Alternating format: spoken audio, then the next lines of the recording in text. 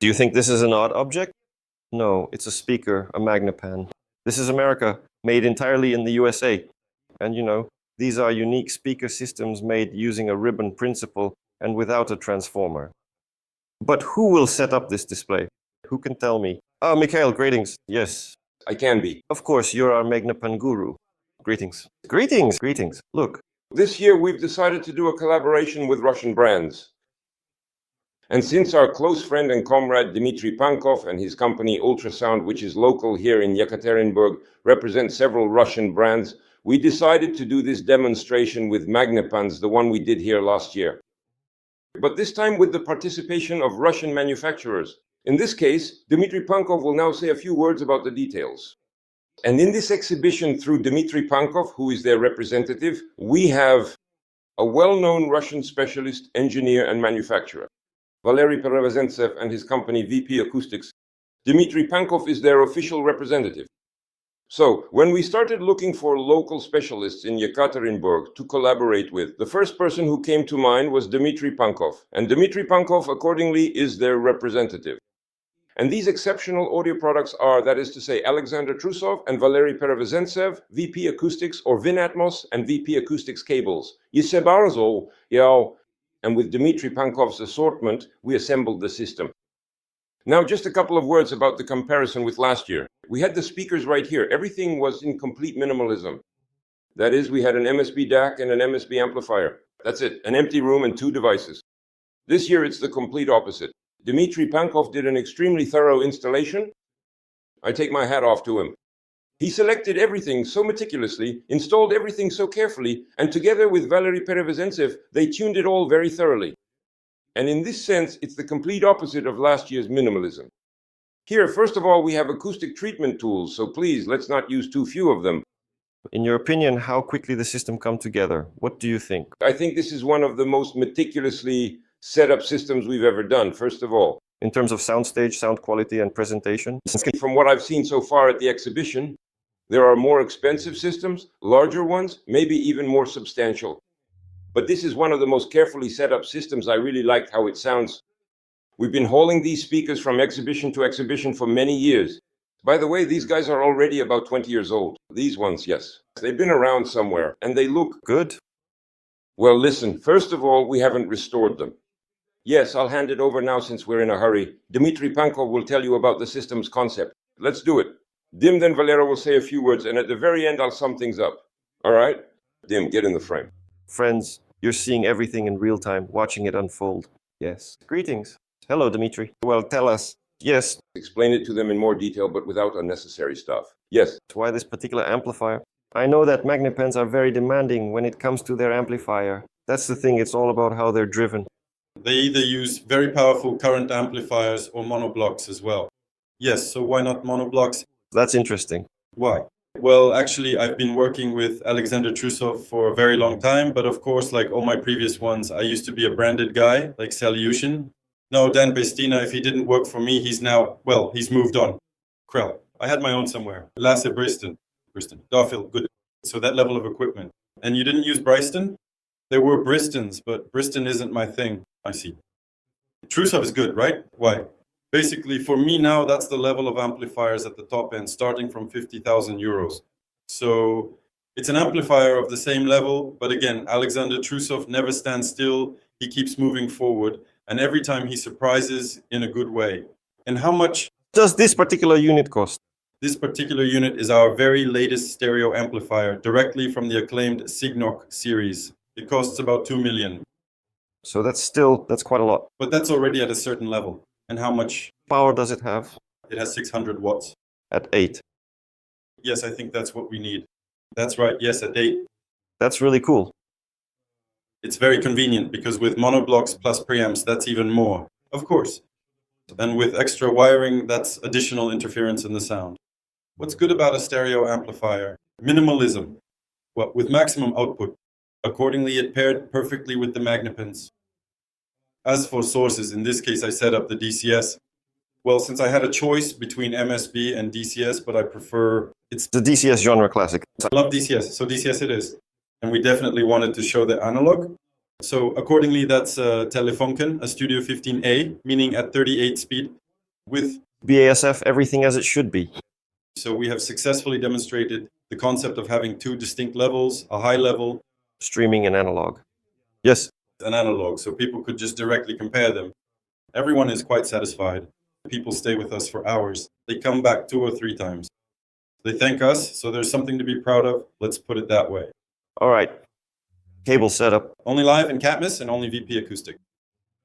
Let's just say after going through more than a ton of cables, I'm already measuring it all in hundreds of kilograms. I haven't measured them by pieces for a long time. Every time I try to switch, I still end up coming back to live in Catmus. And now to VP Acoustic as well, since Valeri also found the time and started making cables himself. And they just impressed me to such an extent. It's hard to surprise me with anything. But this was a real shock for me.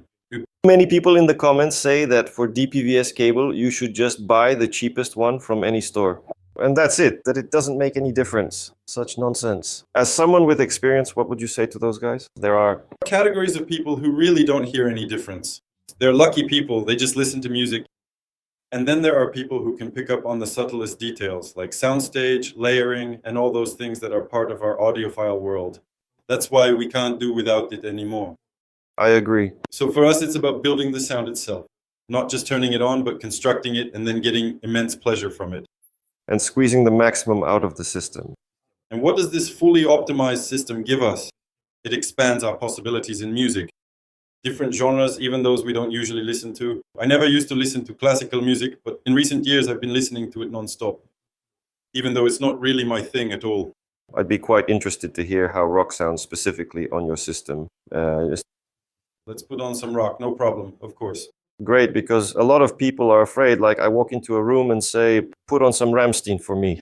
And they say, no, no, no, we don't play that kind of stuff here. We'll even put on something even heavier. Yeah. Like Rammstein, Icebreaker, and things like that. Yeah, Rammstein is enough. Great, thank you very much. No pretense at all. Hello, Valerie. So tell us, what else is interesting or unique for the viewers? What can you share? Actually, there's an installation here related to my topic. It was an acoustic setup for fitting. That's an important thing. A very important thing. Unfortunately, most people, not just at exhibitions, but even at home, completely ignore this topic.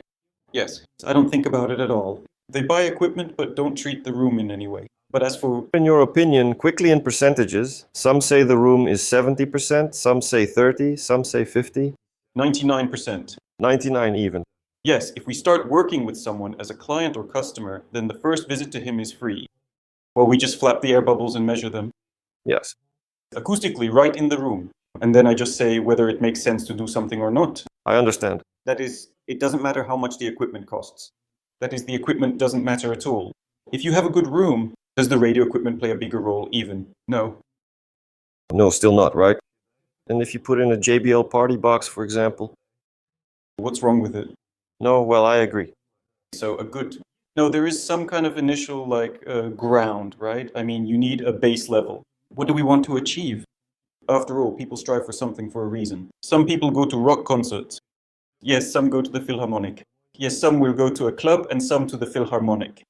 I agree with you. And here are the binary acoustic panels. These ones... Right? Can I take them like this? You can... Careful, they... Yes, you see. So what's the idea behind them? So... It's actually... So there's both reflection and absorption here, actually. Here's how it works. So it's the perfect combination of sound absorption, diffusion, and reflection. And they come in different types. The type we're using here works more for reflection and diffusion. It's mathematics. So these little tags aren't just for show. Yeah, that's what I thought. They work very efficiently, much more effectively than just perforation. We've already tested them at 2 exhibitions. That was in St. Petersburg and in Moscow. There, the panels were made of aluminum. Here, it's a more decorative version, closer to the final look for people. But don't use bass traps. Don't need to. They are necessary. Because these things solve the problem completely. I had a video about this recently.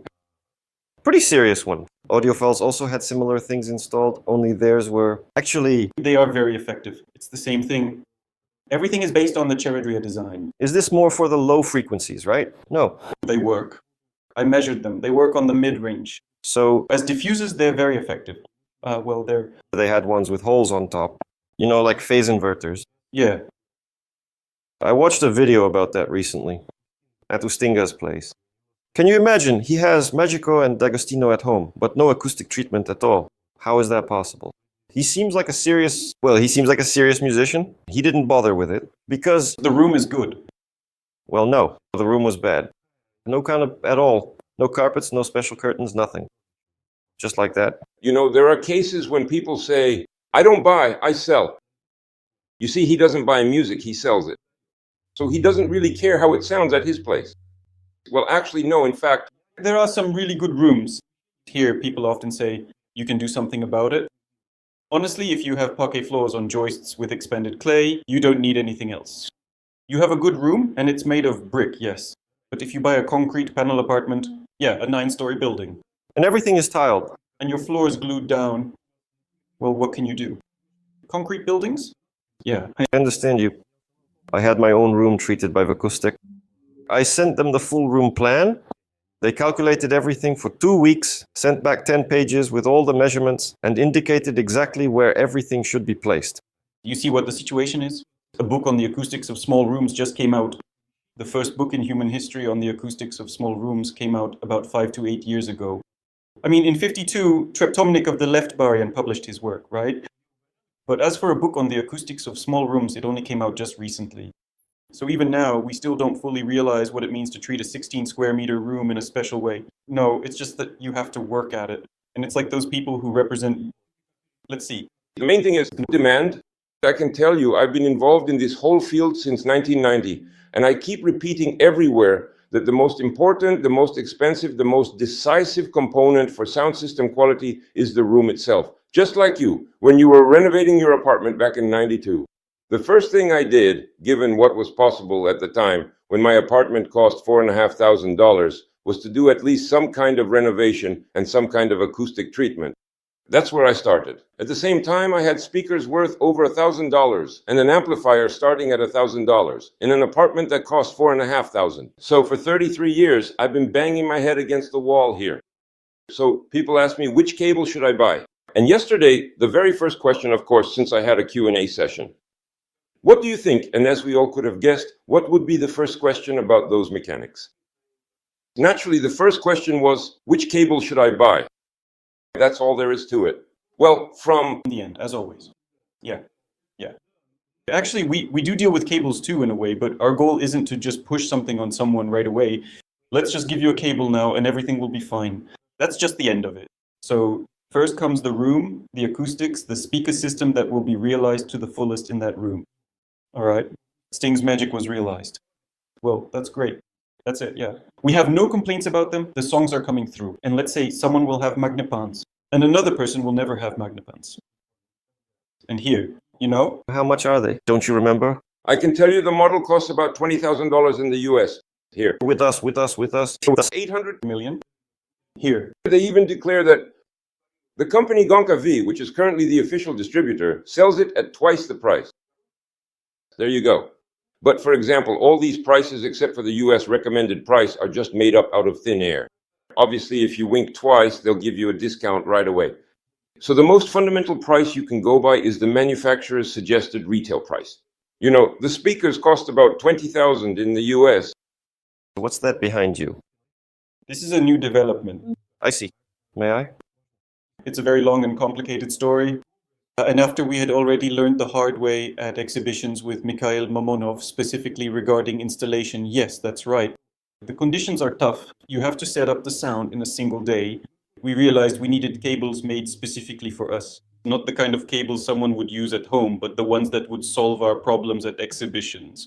It took about 2 years to fully understand and develop this with the guys from Levenatmas. That's the whole story, and they made cables specifically for me.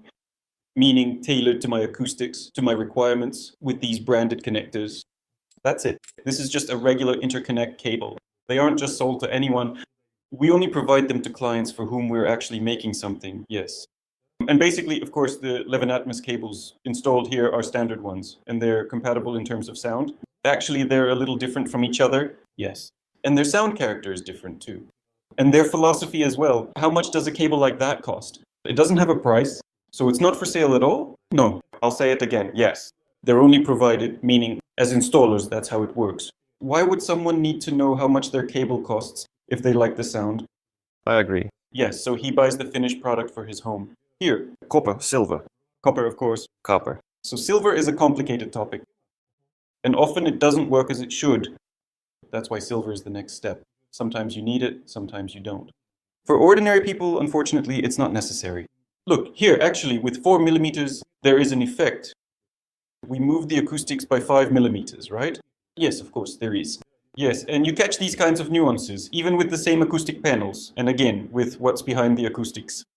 By the way, what's really interesting is that, like with Mikhail, I have a video where a crowd of people comes in, and no matter what's playing, they all go behind the speakers to look, searching for subwoofers, looking for extra drivers. And this just shocks them. They peek behind and get totally stunned. What's that? Well, That affects the sound. it affects the sound. Everything affects the sound. Even though I don't have 30 years of experience, specifically, let's say, in being deeply and professionally involved in hi-fi, I've also already realized That every little thing, everything changes the sound. Mikhail's final word. Yeah, look, about this system, about everything. This is already our second rather extensive, in-depth and meaningful interview together. I want to tell you, why do we have this kind of collaboration? Because as they say, birds of a feather flock together, right? When you walk around an exhibition, there can be expensive products, there can be cheap ones, but the question is, what need do they satisfy? It might be a super expensive system, but it satisfies the need to play with toys. And there might be a not so expensive system, but it satisfies a different need, namely to marvel at music, to develop skills, to understand complex things, and in a way to evolve. In this system, though, everything is done in a grown-up way. This is for people who no longer see it as just toys, right? Expensive, cheap. You know how they say, little kids, little toys, big kids, big toys. That's exactly why we're collaborating here with serious people like Valery and Dmitry. In other words, it's not like we just happen to meet each other on the street somewhere. And we are trying to develop the market, we are trying to educate it. Valery is saying things that are completely in line with my own conclusions over many years, ideas that we arrived at after roughly the same amount of experience. As I said, if we sum up the influence of the room as the most important component. By the way, in my book I give an example of what a room is by analogy. You come to the theater, the movie starts, you're ready to watch, you start eating your popcorn, but the projectionist forgot to turn off the lights. And usually it's not even about turning off the lights. It's a room with glass display windows and regular windows. And they've opened them all. And outside the sun is shining directly onto the screen. It's sad. Yes. And in these conditions, people start saying that if instead of Kimber there was a transport in the projection booth, it would be a completely different story. Or for example, if the projector was set up on cones costing $8,000 each, it would be a completely different story. Do you understand why? Because they don't see the bigger picture. Where does a lot of this come from? And as a rule, all these questions about cables are like putting the cart before the horse. So accordingly, what is our task? For objective, historically specific reasons, the Russian hi-fi market is still in a completely childish, undeveloped, and immature state. You can see it in the press, and you can already see it in the blogs too. If you don't clown around and act like a fool, no one will watch you. Yeah, it's sad. You see? And when you start talking seriously about something, your view count is minimal. It's like I told you, when people ask me what to watch on our channel, I say, watch the videos with the fewest views. Why? Because those have more substance. And why don't people watch them? Because they don't want to learn. They just want to go with the flow, laugh at some jokes. Let's not get too specific here, as they say. You see? That's why in this room we try to focus more on educational activities. That's where our collaboration comes from, based on the principle, as I already said, of birds of a feather flock together, even from afar. Here, it's not so much about commercial goals. For example, take the story with the Magnepans. I already told you, in 10 years I personally haven't sold a single pair. I mean, as a distributor. Why? No matter how much you talk or explain it to me, this is something for adults. It's a product for a mature market. So, maybe you just need to let people listen, and I'll explain it to you. It's like trying to sell books on, let's say, spiritual growth to people in the second grade. You see? That's exactly why I wrote the book. That's exactly why I did this demonstration. That's exactly why you should come next time, and I'll show you how well you've learned the lesson. All right. Thank you very much. That's it. Stay in touch, friends.